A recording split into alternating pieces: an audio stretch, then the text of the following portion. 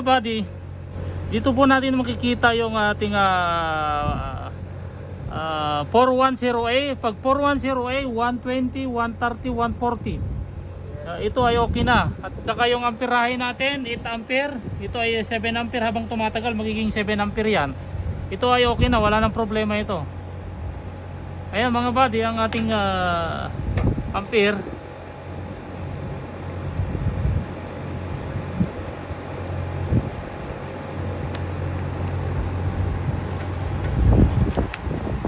Ito ay magiging 7. At ang ating refrigerant ay nasa 130. 130 ha. 130. Pero pag uminit ito, pag ang temperatura ay mainit, magiging 140 yan. Yan po ang normal na temperature.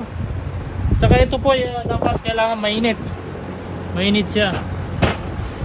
Okay mga buddy. Yan po ang ating nagte-testing po tayo ng pagkatapos nating may vacuum, flushing, linashing muna natin, binacuum, tapos i-check natin yung manifold gauge, nasa 120 siya mga buddy, 130, at yung ating ampere ay nasa 7 to 6. Okay, 6 ampere yan, okay na yan mga buddy.